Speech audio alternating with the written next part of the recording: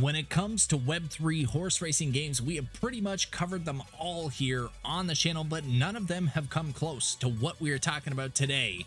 What's going on? The Ape Coach from Six Pack Gaming, where we bring you the best Web3 NFT games and new metaverse projects. Today, we are talking about Derby Stars. They are about 1 week into their early access. It's only a 3-week early access phase, so there's about 2 weeks left, and I did my first live stream, first gameplay walkthrough early last week, and I was very impressed, and it definitely exceeded my expectations as to how much sort of gameplay there would be in it.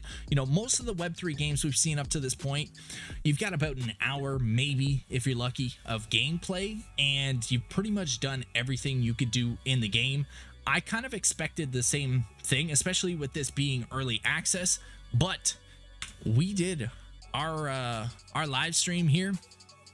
We were streaming for just about 5 hours, 4 hours and 45 minutes, and we didn't even do breeding. That was just, going through training 2 horses, and I don't even think we did a PvP race during that either. So we are literally just training and doing the PvE races, as well as playing these mini games. So there is definitely way more actual gameplay than I was expecting at this stage, which is amazing. And so today, what I wanted to do is just go over all of the sort of core functions and features of the game, give you an overview of the game itself, everything that you can do in it.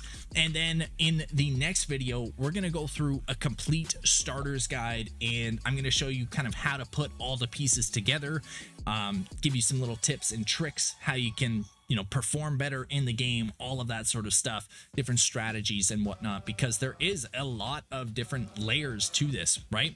There's basically, 4 main mechanics, right, that you'll be focused on during the game, which doesn't sound like a lot, but again, there's a lot of different levels to it. So you've got your training, you've got your PvE competitions, which is, races against AI, right?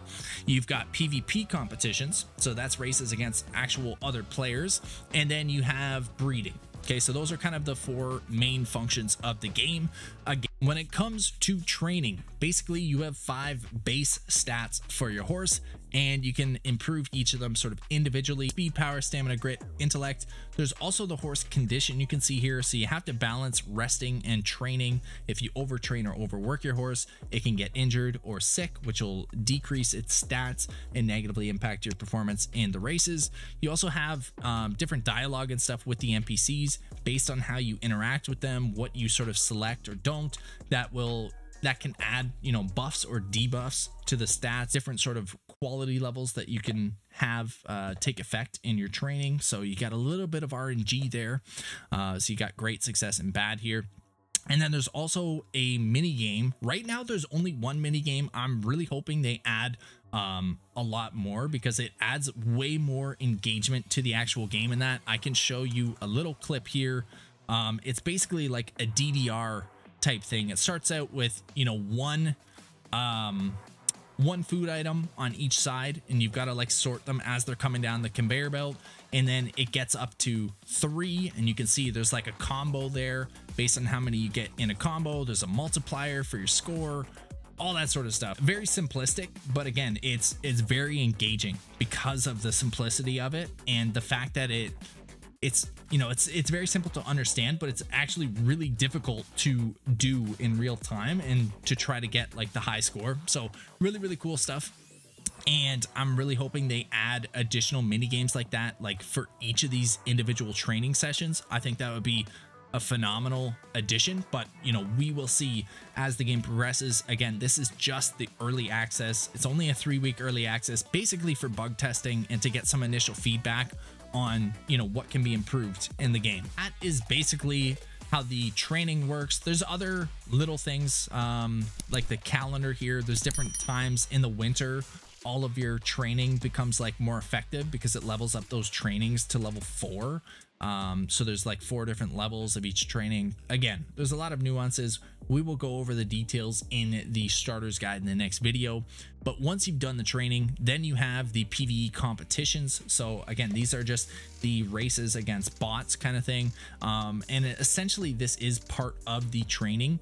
So you work your way through like a local race, and then nationals, and then worlds, and then at the end there's a final derby race. And based on how well you perform on all of those all of these PvE races and your training and stuff, you earn these little victory points here. You can see this one's 450. At the end, it adds up all of your scores. So you've got your training score, your race score, the mini game scores, all of that sort of stuff. That goes towards your total, and then that impacts what you get for a reward. And for rewards, you get food items as well as in-game currencies, which can be used for, you know, breeding, PvP races, improving your horse's stats, all of that sort of stuff. In the PvE competition, it just goes through a little bit more of the details. So as you can see, each of the races, it has all the different like track conditions, which will tie into your horse as well. Like, this is where it starts to get a lot more sort of complicated in a sense, but it's basically just more in depth as to how your horse interacts with the tracks and the other horses that are in it. And it makes it a much more like RPG style and strategic game, rather than just, you know, click race and hope you collect a coin that you can dump on the market, right? It's much more of an RPG type game with horse racing as sort of the primary focus, or like the lore of the game. More information, you can actually look at all the stats of each of the individual horses in the race, and you can see based on the size of the race, you could have, you know, just 6 horses in it. You could have all the way up to like 18. It depends on the level of race that you're at. Typically at the local races, there's only about 6 horses racing. Nationals, it's like up to 12. Worlds, it's, you know, can be all 18 kind of thing. But in addition to that, there is a food item that you can select, and you can see here, this one specifically adds the speed of your horse is increased by plus 17. So that adds 17 to your horse's speed stat. There's a lot of ways that you can kind of strategize and use in-game items and the in-game currency to improve your performance. So there's a lot more tie-ins in the sort of in-game economy that keep you engaged and sort of like reinvesting your time and efforts into the game itself. Additionally, there's a talent here, so you can select. This actually affects how your horse runs in the race itself. So based on its different talents that it has a rating for each of these 4 talents, and you can select, you know, based on your horse or based on the other horses in the race, which talent you want your horse to use. And essentially it's like either the runaway runner, they're just going to break away right at the start and they're going to try to stay in the front the entire race. You've got the front runner that kind of stays like just behind the lead and then overtakes them in the end. You've got, you know, different things basically that will kind of like sit in a certain position throughout the race and then will overtake other horses at different times of the race. Essentially, the rewards you get from grinding the training sessions are what carry over into the PvP races, which are the only way that you can earn the governance token, the on-chain token run, which again has not released yet. That'll be coming later on in the year. The only way to potentially get some of that now is to complete various missions that they have in the early access phase of the game right now. If you complete certain missions like earning a certain number of PvP points, doing a certain number of trainings, etc. during the early access phase, they're going to be airdropping some tokens to those that complete those missions later when the tokens actually launch. You're going to earn the CRT tokens from your training, which is the in-game currency, and then you're going to have to use those to pay your entry fee into the PvP races. Additionally, one of the food items that you can get from your training is a carrot, essentially, and that can be used to level up your horse. So it'll apply experience to your horse, it'll level it up. Every time you level your horse, you'll get a stat point to allocate to any of the 5 base stats for your horse. So depending on where you put your stats, that's going to affect how it performs in the race and how it performs against the other horses you're racing against. Additionally, there's another big sort of in-game currency sink. Once you level up past level 10, you have to unlock 10 additional levels, and it's a huge chunk of the CRT token. Currently it's 2,000. That may obviously change in the future.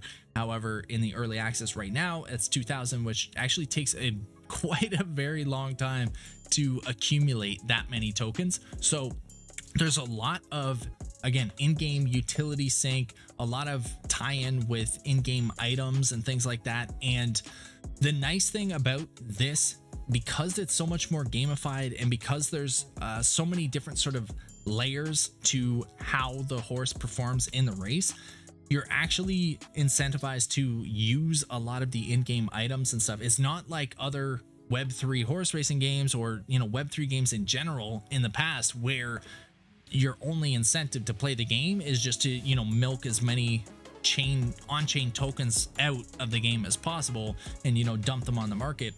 In this, like, you actually have to be reinvesting a lot of time and energy and grinding through the training and utilizing the rewards from that training to invest into your horse in order for your horse to actually be able to even perform well enough to earn. What you're going to have to actually play the game and be strategic with how you allocate your stuff in order to perform really well and be able to earn well. So you can't just like do PvP races endlessly on loop. They have the competition registration thing here. So there's PvP races at basically certain times. So you have to register for the race that you want to enter. You got to pay your entry fee, and the entry fee increases relative to either the class of the race or the amount of rewards that you can earn from it. And, you know, other than that, everything is pretty much the same when it comes to the PvP races. You don't have to watch the races live, which is cool. You can watch them, but you can also just register for the horse race and then come back later once the horse is done. You can kind of check your results and it'll show, you know, you came first in this one, you came fourth in that. And then you can also replay those races as well to actually watch the race out if you feel like it. Otherwise, you can just kind of like, you know, have it do its thing in the background, which is kind of nice. The fourth and sort of last main component we have here is breeding. Now, this is probably the most unique breeding mechanic I've seen in any of these Web3 games, at least that I've played before. It's a little complex, so I'm going to try to walk you through it and explain it the best I can. But essentially, you have mares and stallions, so the females and the males. You can select, there's no preset gender for the horses from the get-go, so you can select which ones you want to be the mare and which you want to be a stallion. But essentially, to mate as a mare, you can select your horse as the mare, as the, you know, the mother horse, and then you can either use one of the horses you have, or you can search for a stallion on the marketplace and you can select which one you want to breed with, either based on its stats or the cost that it is to breed, whatever. If you do that, and say you're breeding with someone else's horse on the marketplace, right? Someone else's stallion, you have to pay an additional mating application fee to the owner of that stallion horse. So you can have, you know, your horse could just be like chilling there, whatever. Someone else finds it on the marketplace and breeds with your horse, and you get the in-game currency from them breeding with your horse. So there's a way to kind of earn passively the in-game currency there.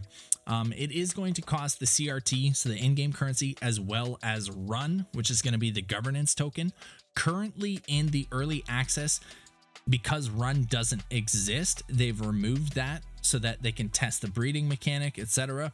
So it only costs CRT, and I have not actually done that yet in game in the early access, but I will do that this week, and that will be in the starter's guide. We're going to go through again all the functions of the game in the next video here when we follow up. But so that is mating as a mare, mating as a stallion. Again, when someone requests to breed with their horse, breeding proceeds automatically. The side that requests to breed becomes the mare, and the side that receives the breeding becomes the stallion. When the breeding application is received, a mating application fee is paid to the owner of the horse, right? And then based on how many times each of them has bred, the costs increase substantially. So again, it's obviously like games in the past like this, it's not going to make sense to, you know, do the maximum number of breeds. Most likely it'll probably end up costing more than the cost of an additional horse kind of thing. So that's one way that they can balance out the inflation rate a little bit. The other way is there is a super long time period between breeds to help control the inflation rate of these horses as well. So once a horse has bred, it takes 7 days before it can breed again. And then the offspring from the breeding, you can see it becomes a soul once it's bred. It remains as like a soul for 5 days, and then it basically like hatches and converts into a foal. And then it takes another 3 days for the foal to become an adult horse that you're able to race, okay, and to be able to like earn with. So that means it takes 8 days for the offspring to be able to earn, and you know, a week for the parent horses to be able to reproduce again. So there's definitely a really big time span between breeding cycles that will extend the rate of inflation past, you know, way past what things like Pegaxi and Crabata and all of that sort of stuff were. Additionally, they restrict inbreeding to prevent genetic diseases. There's no crossbreeding between parents and children, so you can't just like, you know, this one with this one, this one with this one, this one with this one, and then like start like inbreeding between them to maximize how many breeds you can pop out. It's not going to work that way. You're going to have to breed with different horses, potentially different owners of the horses. Foals cannot breed either, so you have to wait until those become full-grown horses as well to be able to breed with them. They do also have a burn mechanic. They call it a release mechanic for the horses, so you're going to be able to release horses to earn, I'm assuming, you know, in-game items or buffs or things like that for the horses that you keep. So they do have, you know, inflationary and deflationary mechanics already thought out to help balance the NFT inflation rates, right? Supply and demand, all that good stuff, because that has been the killer of all of these Web3 games that have sort of attempted this model in the past. Either way, I'm excited to see, you know, how this all plays out, what sort of longevity we are able to see with the unique model that they've had with this, how actual, you know, gamified the game is itself, and how much they've sort of incorporated the need to use the in-game items and all of that sort of stuff. And, you know, to kind of quickly run through again, we have the different NFTs. There's horses, souls, and foals. We already went over that. There's also going to be land in the future. The horse release again is going to be the burning mechanic. They'll have more details on that in the future. The jockey, these guys, you can actually pick, you know, which avatar you want. And I know they were already talking about in the future, like you're going to be able to customize them and stuff. So I'm sure you're going to be able to use in-game currency or items. Maybe you'll be able to like dye different clothing items. Maybe you'll be able to get different accessories or clothing and stuff like that for your avatars. So that would be really cool, and another sort of in-game utility sync that would be really, really cool to see. There's the different skills that again we already went over for the races. You can look into it a little more in depth here. The different food items, so consumable items, food. And yeah, in the future there's going to be clothes and accessories, so you're going to be able to deck out your avatar, really create more of that sort of metaverse experience for the game. And then of course the tokenomics. So again, the only way to earn the on-chain token, Run is the only on-chain token, only way to earn that is through winning PvP races. The in-game currency is going to be used, you know, it's going to be the reward for training. It's going to be used to enter PvP races. And you're in the future going to be able to use it for crafting items, which would be really cool, because again, crafting items helps your performance in the training as well as the PvP. And then of course there's the breeding. So there's lots of different ways that, you know, the in-game items are being used and sort of cycled back through the system. Again, this might look confusing as a flowchart. As we go through the actual gameplay and stuff in the next video, should make a lot more sense. You can check out the rest of the white paper if you would like. And again, not financial advice. You always got to do your own research. This is a really great way to get you started. If it seems like it's complicated, it kind of is, but that isn't a bad thing, because the more sort of complexity there is to it, the more you know, player intervention that's necessary, the less ability there is for someone to bot this and, you know, destroy the economy right out the gate, right? So overall, I was really impressed with the early access. I'm really excited to see how the game develops from here. I've already seen that they've started implementing changes and stuff based on feedback in the early access phase. The game's only, you know, the early access has only been going for a week here, and they've already been, you know, working with the community, taking in feedback and implementing updates. They just had an update for the weekend to adjust like the PvP races and the rewards payouts and stuff like that. And yeah, so it's incredible to see that, you know, not only have they put out the early access to get this early feedback before really releasing the game, but they're like actively implementing updates and changes and stuff like immediately, and they're really on top of bugs and things. Obviously it is very early access, right?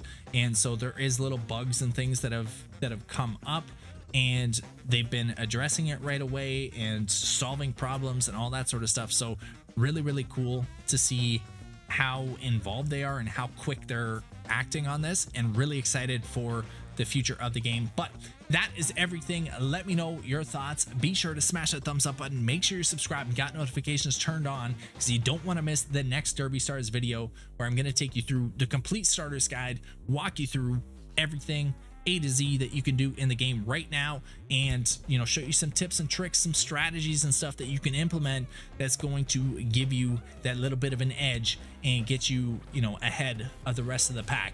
All right, so make sure you smash that thumbs up, make sure you're subbed and got the noties on, and of course, as always, till next time, train hard, game hard, keep making those life-changing gains, and we will see you in the next one. Peace out, everybody.